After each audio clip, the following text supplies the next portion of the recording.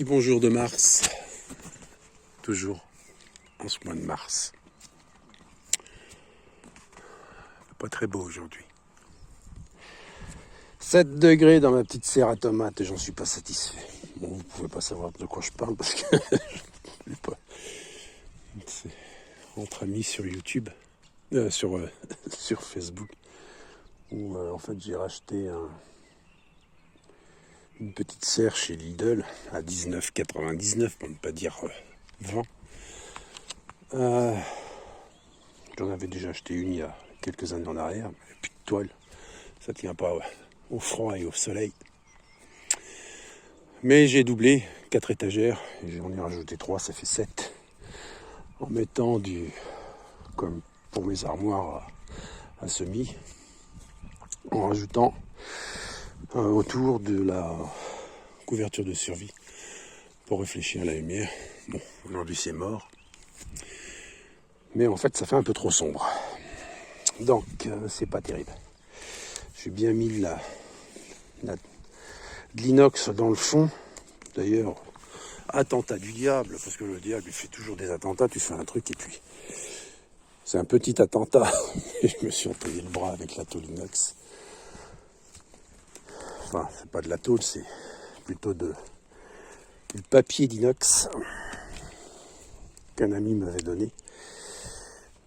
D'ailleurs, ce papier d'inox, il a une origine assez particulière puisque c'est un résidu d'un stock qui avait été envoyé. Alors je sais plus si c'est au Qatar ou en Arabie Saoudite pour les aéroports parce que là-bas ils mettent du film inox sous les pistes pour limiter les remontées d'eau. Voilà. Bon, si vous voulez de l'inox, vous allez gratter les pistes aériennes des aéroports en Arabie Saoudite ou au Qatar. Là-bas, vous trouverez le même papier d'inox. Bref.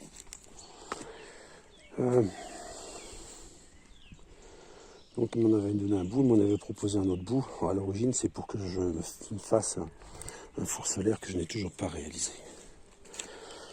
Mais ça viendra. Mais bon, voilà. Donc, je suis pas satisfait de ma petite truc. Ça va pas du tout. Bref.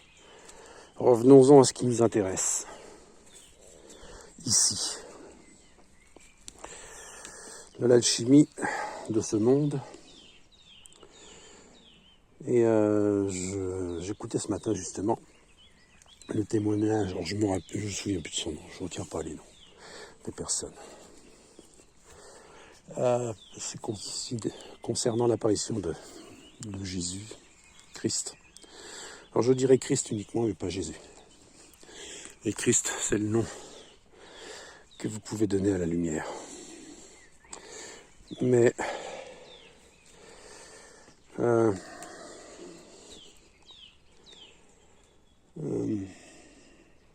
donc dans son témoignage, à un moment donné, elle dit que Dieu, que Christ, enfin, il parle de Jésus-Christ, mais je simplifierai à Christ, à l'esprit de Christ. N'était pas un juge, c'est pas lui non plus qui maltraite. C'était assez rigolo parce qu'en fait elle dit dans son témoignage de 1972 ou un truc comme ça, elle dit exactement ce que je dis concernant le fait qu'il n'est pas juge, ce n'est pas lui qui est à l'origine de tous les jugements, de toutes les catastrophes, de tout ceci, tout cela, ce sont les hommes, et ce sont les hommes qui se mèneront à leur perte. Mais Christ, Dieu, cette énergie, est prévenante, et elle informe, elle prévient, pour mettre en sécurité en fait. Et c'est ce que je vous dis tout le temps, c'est que autour de nous, tout est information. Tout est information, on nous montre ce qui vient, ce qui risque d'arriver, et c'est à nous de voir, de prendre les bonnes décisions.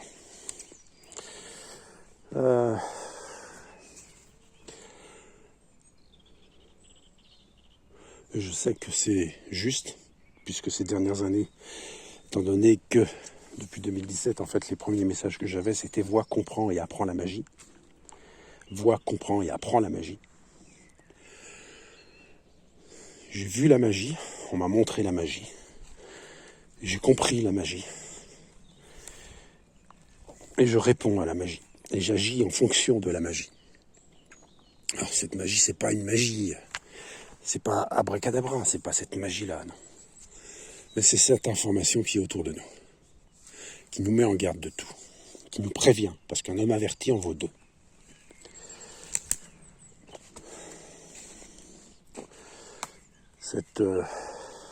Ce Christ, cette énergie christique, ce X, n'oubliez pas que nous qui sommes nés des années 60 jusqu'à 80, sommes la génération X, la génération du temps X, c'est pas un hasard non plus.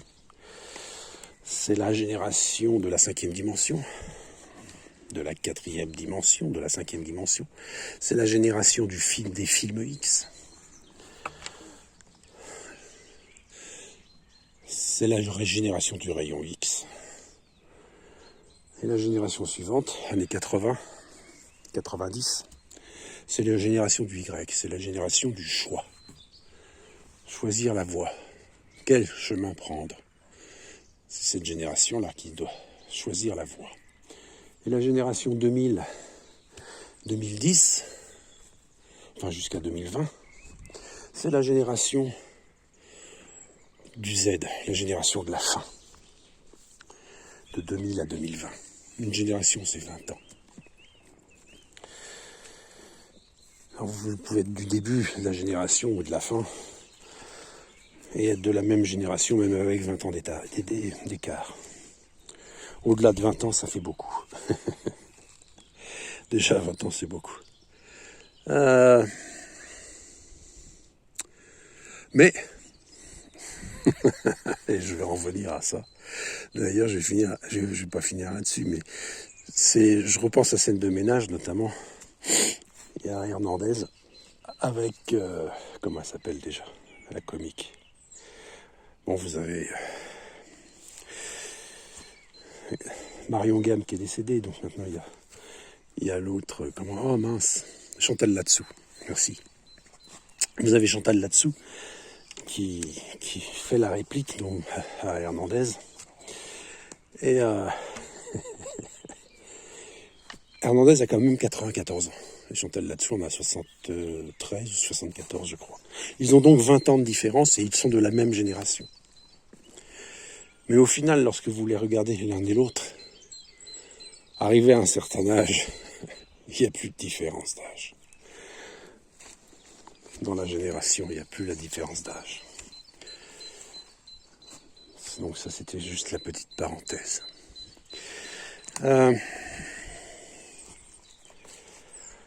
Revenons-en donc à cette énergie à Christ, Dieu. Dieu, c'est le terme générique. Mais ne nous trompons pas, je ne parle pas de Dieu, des religions, souvenez-vous bien. D'aucune religion, parce qu'il n'est ni un religieux, ni une religion. Je l'ai déjà dit qu'il était un enseignant, un maître enseignant. Vous voyez, comprenez, apprenez la magie.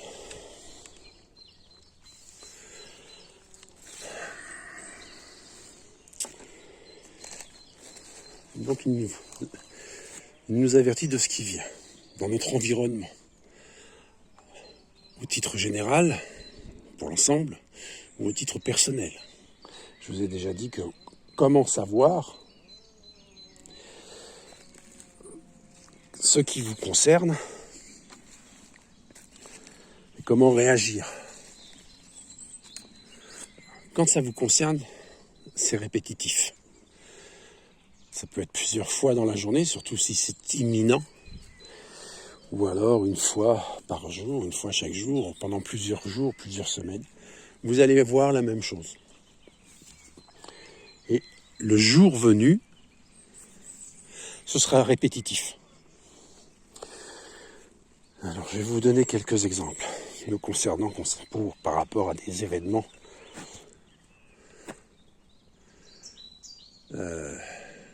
des avertissements personnels. Malheureusement, il y a un avertissement qui était personnel il y a des années en arrière. Et à l'époque, je ne comprenais pas. Je ne savais pas. Mais je ne savais pas. Mais c'était aussi pour comprendre ce qui est aujourd'hui. À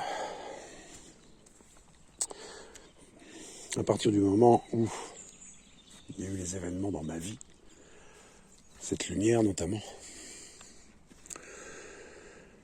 en 2017, et je l'attends une nouvelle rencontre de ce type. Ce sera la troisième, la première c'est en 92.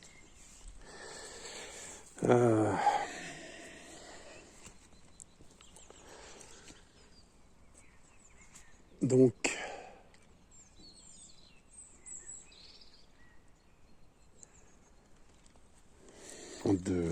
c'était en 2018.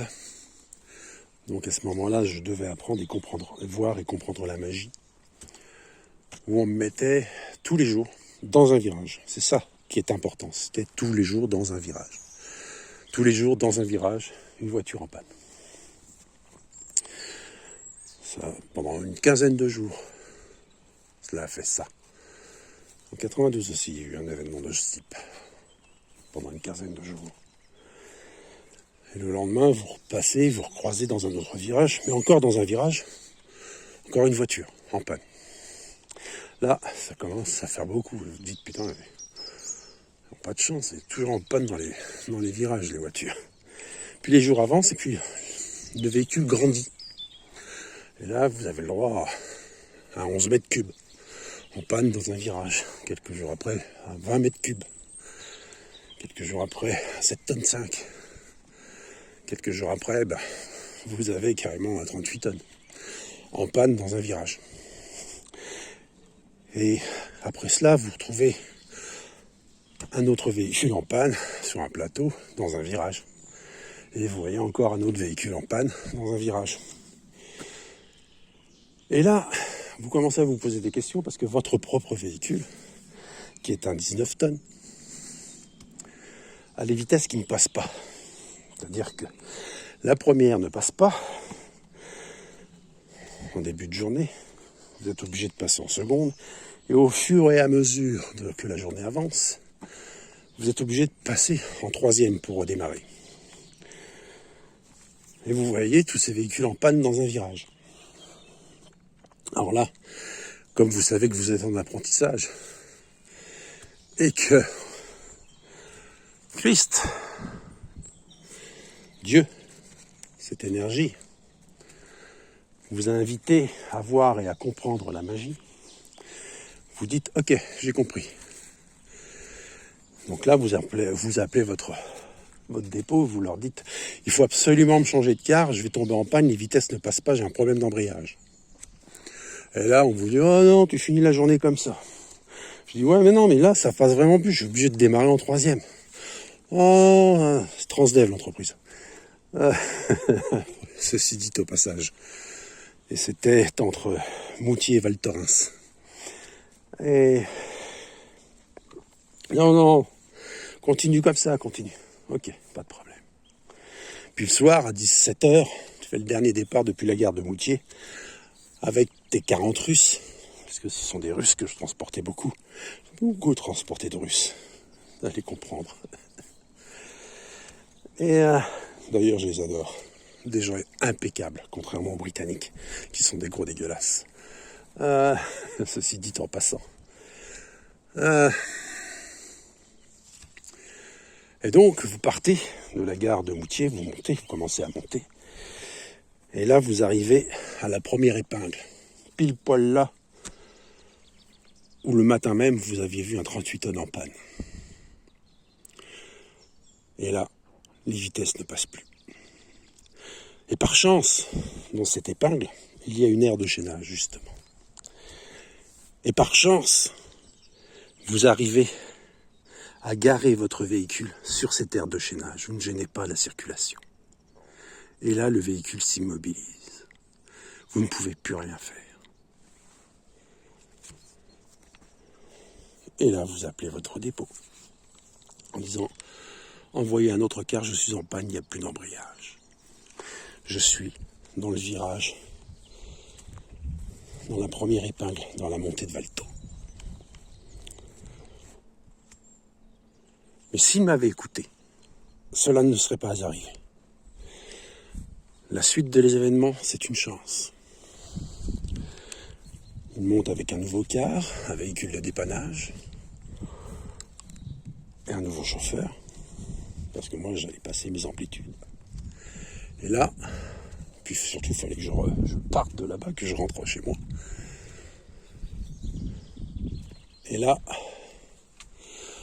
donc, transfert des Russes dans le nouveau véhicule, le nouveau chauffeur, ils partent, le car en panne reste sur place, et on redescend avec le véhicule de dépannage à la gare de Moutier.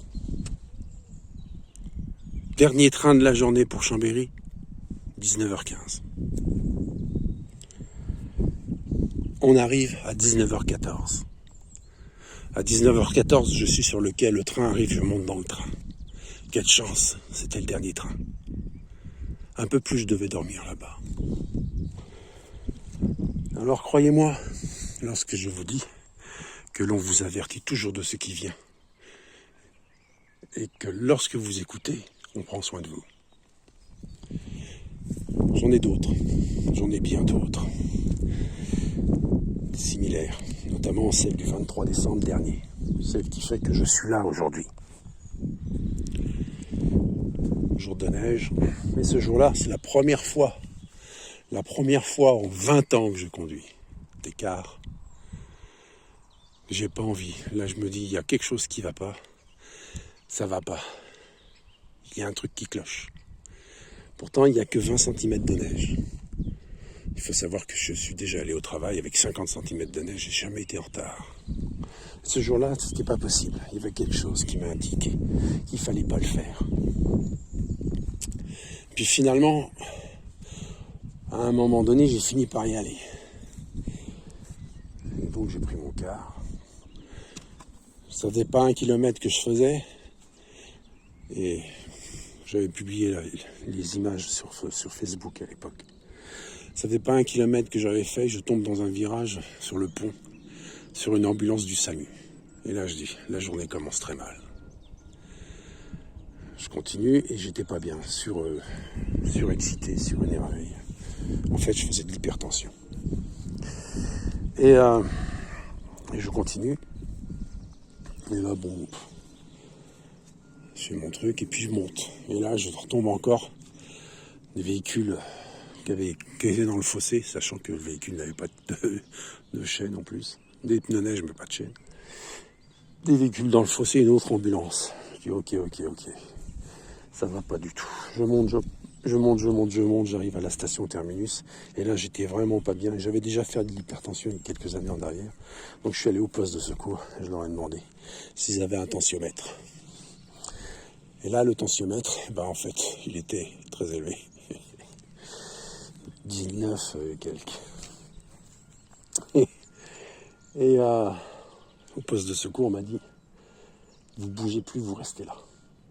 Ah, je regarde, je vois mes chevaux, ça me rassure, c'est bon. Vous les voyez pas, mais ils sont là. Au bout du bâton.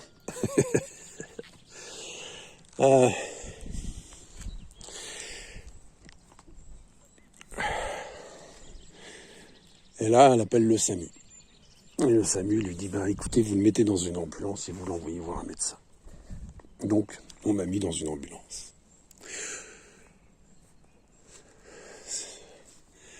Alors, je suis allé au poste de secours, je me suis retrouvé dans l'ambulance, comme j'avais vu une ambulance précédemment, d'ailleurs.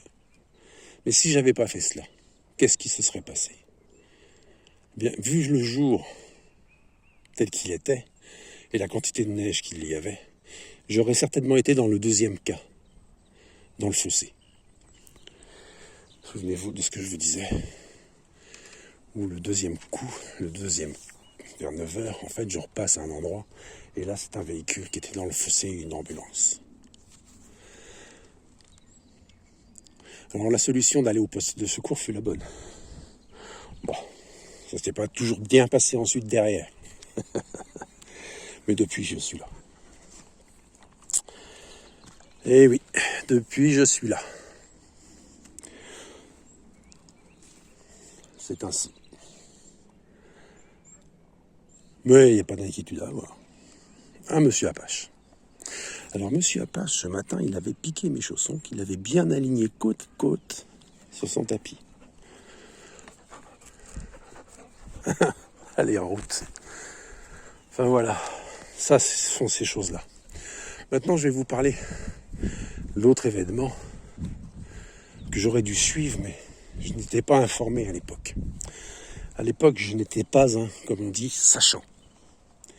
Aujourd'hui, je suis un sachant.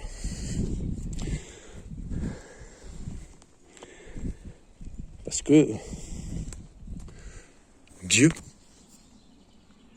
X, Christus, loin, m'a enseigné, que vous vouliez ou non. Je sais ce qu'il en est. Car je ne crois que ce que je vois. Or, j'ai vu.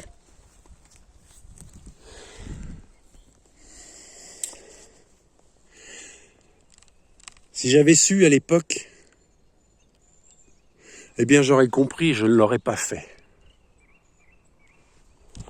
Je ne peux pas revenir 25 ans en arrière. Enfin, du moins 20 ans.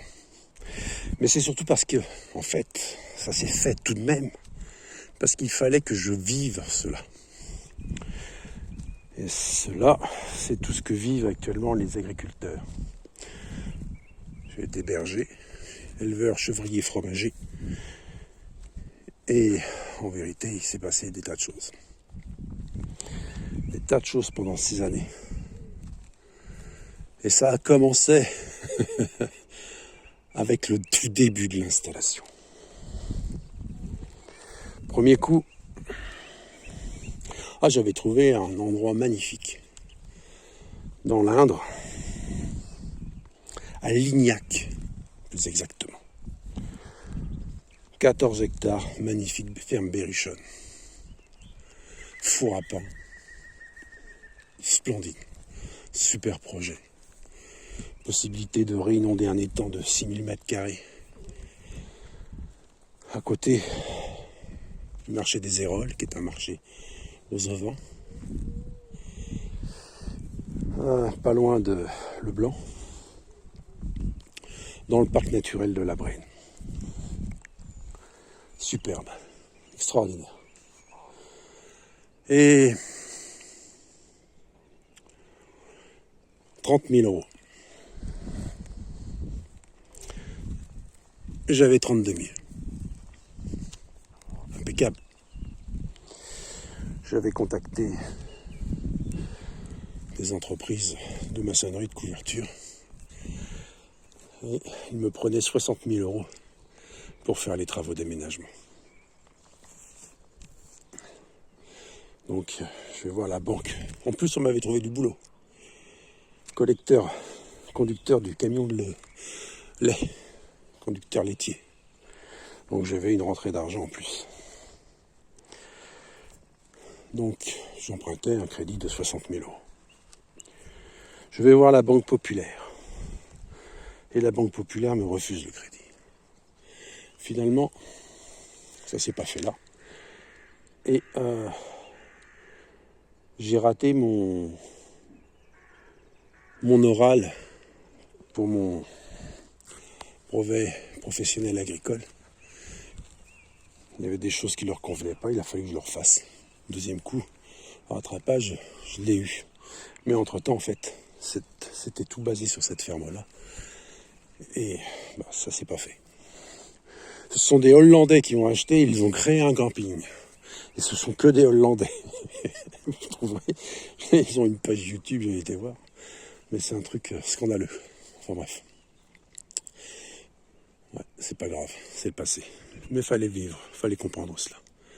Donc ensuite, du coup, je passe par la SAFER de l'Isère. Monsieur Nicolas Agresti. Monsieur Nicolas Agresti. Bonjour à vous. Et la Banque Populaire des Alpes, des Chirolles, avec Monsieur Claude Becquet. Monsieur Claude Becquet. Bonjour à vous.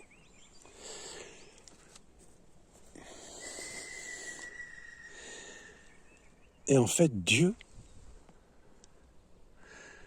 faisait que, à chaque fois, il y avait tout le temps quelque chose qui n'allait pas. Et à chaque fois, ça retardait la signature. Je vais trouver un troupeau. Et au fur et à mesure, en fait, je l'avais réservé. Et au fur et à mesure que le temps passait, vu qu'à chaque fois, ça prenait du retard, le cédant, en fait, vendait les chèvres les unes derrière les autres. Plus ça allait, plus le troupeau partait comme peau de chagrin.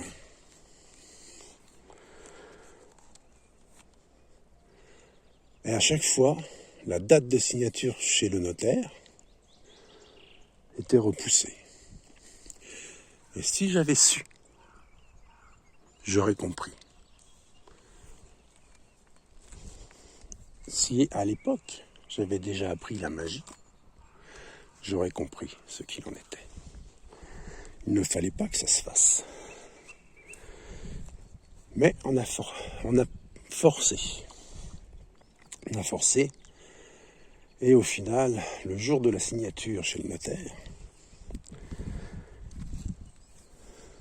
il y a eu un truc bizarre. Alors j'étais le seul exploitant, seul paysan, plus exactement. Ma compagne n'étant pas agricultrice, ne détenant pas de diplôme agricole, j'étais le seul à détenir la capacité, la possibilité d'obtenir des prêts, ce qu'on appelle des prêts MTS-JA, des prêts jeunes agriculteurs. Et ces prêts MTS-JA, eh bien, en fait, c'est nominatif. Il y en avait quand même... Ah ouais, j'ai oublié, la Banque Populaire avait quand même accepté un crédit de 160 000 € alors qu'elle m'avait refusé un crédit de 60 000 dans le Berry. 3 heures de route, même pas de Paris. Gîte, fromage, pêche, nature et tradition. Un truc que les Parisiens, tous les week-ends, ils seraient venus. Enfin bref. Et parce qu'il fallait que je revienne ici, en fait. Et chose étrange, c'est justement ce jour-là, en fait, ma femme, qui était ma compagne à l'époque, s'est retrouvée bizarrement propriétaire à 50-50. Chose qui était impossible puisqu'elle ne faisait qu'un seul crédit qui était sur la partie habitation et pas sur la partie agricole. Et là, ce jour-là, la SAFER, M. Nicolas Agresti, et la Banque Populaire des Alpes, M. Claude Becquet, en chœur, ont déclaré « Ah, mais c'est normal, ça se fait toujours comme ça. » Ah, ça c'est bon. Mais moi de répéter, quand même, c'est bizarre. Elle a qu'un seul crédit, comment elle peut être à 50% propriétaire? Ah non, mais c'est normal, c'est toujours comme ça.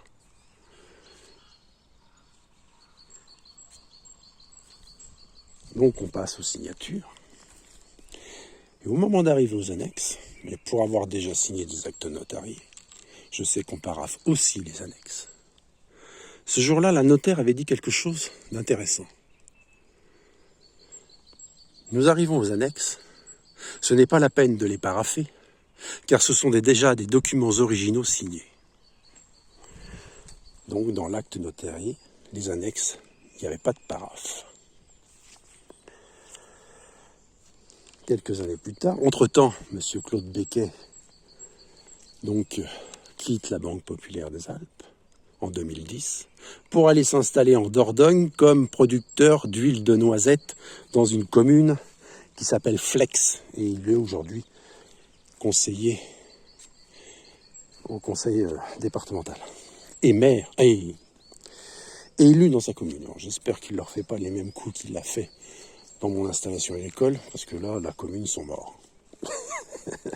Monsieur Nicolas Agresti est toujours directeur de la SAFER de l'Isère. Qu'il vienne me chercher, qu'il vienne me poursuivre. Moi, ça fait 11 ans que je suis en guerre. Ça fait 11 ans que je me bats pour avoir justice. Je les avais contactés, l'un et l'autre, mais aucun n'a jamais répondu. Évidemment, ils sont mouillés jusqu'au cou. C'est quand même des salopards. C'est pour ça que comprendre Ce que vivent les agriculteurs, je le sais. Notamment à l'époque, avec après ce contrôle où on me réclamait de justifier où était passé l'argent des prêts MTSJA, je dis moi je ne les ai jamais vus, j'ai acheté la ferme. Ah ouais non mais il y a un problème parce que il y a que 50, il en manque 50, enfin bref. Bah oui parce que comme du coup ma femme était propriétaire à 50%, il y avait un manque ça n'allait pas avec l'administration si tu veux. Donc évidemment l'administration, je le répète, non, ça sert à rien, c'est un truc qui sert à rien l'administration. Ça n'a pas d'esprit ces gens-là. Et donc contrôle, et là, bah, la merde. Parce que je peux justifier de rien. Ben non, parce qu'il se base sur un acte notarié qui dit que 50-50 et qui dit que ceci, que cela. Par contre, je constate une chose. À ce moment-là, c'était 5 ans après l'installation. Les contrôles, c'est 5 ans après. Et je constate que mes prêts MTSJA, chose que je n'avais pas vue à l'époque, au moment de la signature chez le notaire, bah oui, tu fais confiance, t'es content, tu t'installes. T'as galéré, t'as un projet de vie, 20 ans de projet de vie. Et tu te rends compte qu'en fait, il y a les deux noms. Et là, tu dis, c'est pas possible. Et tu regardes le document, il n'y a aucune signature. Il n'y a ni ma signature, ni celle de ma femme.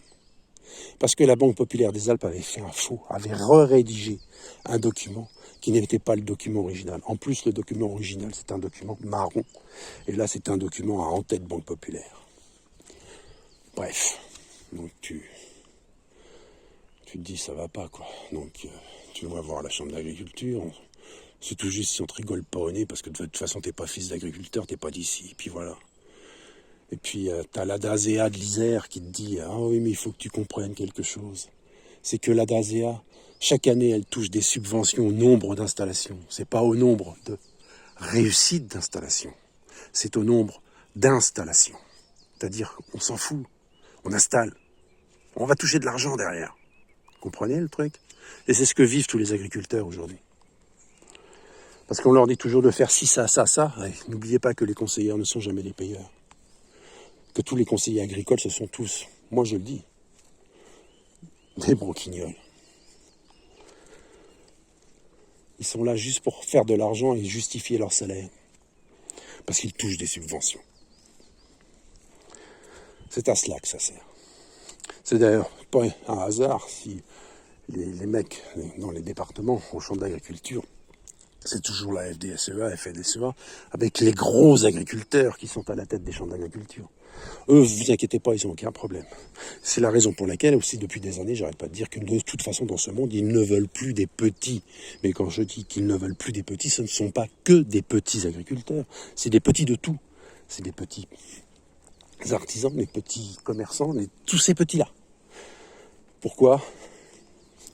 Pour ça. Parce qu'il faut les suivre. Et les suivre, quoi qu'il en coûte. N'est-ce pas?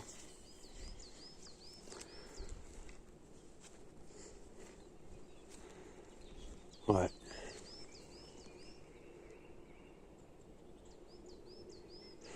Alors moi, ils m'ont volé. Non pas ça. Ça, je m'en fous. Ils peuvent se le foutre au cul. Mais ils m'ont volé 20 ans. 20 ans de ma vie. Les plus belles années. Les 30 à 50 ans. C'est toutes ces années où tu fais plein de choses. Où tu as tous ces rêves. Où tu mets tout en place.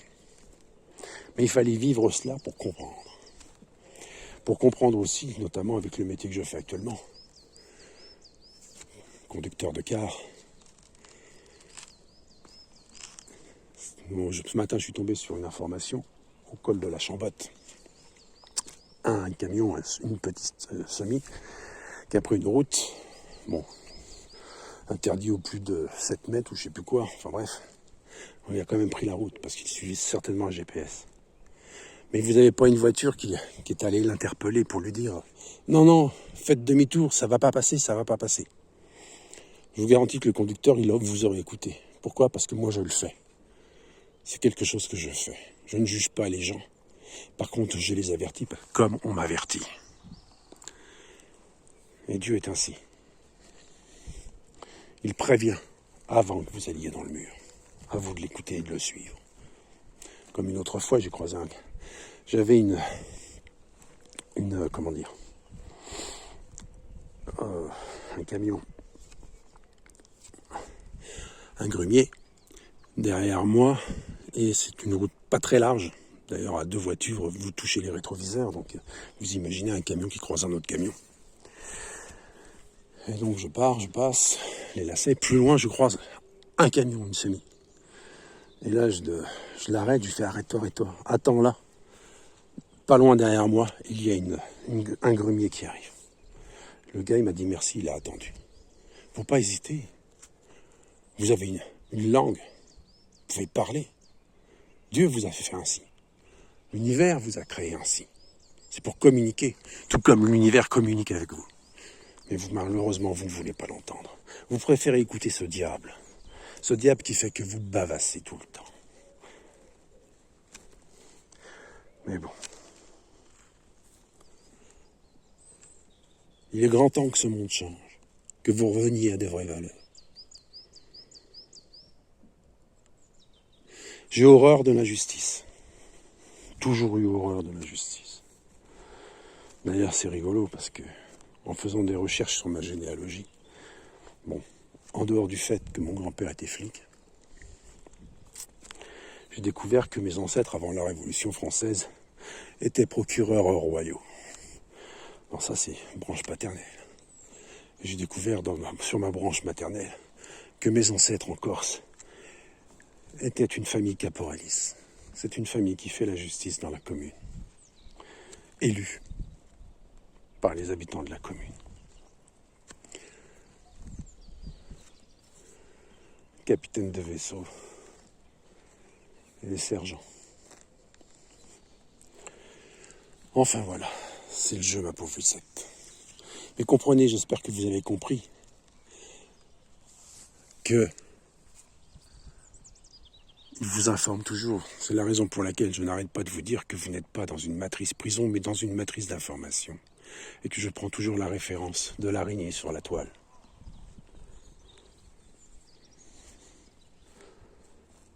L'araignée sur sa toile, c'est toujours là où il y a quelque chose qui est posé.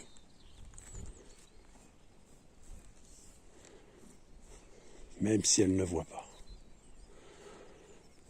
Alors les choses autour de vous, c'est la même chose.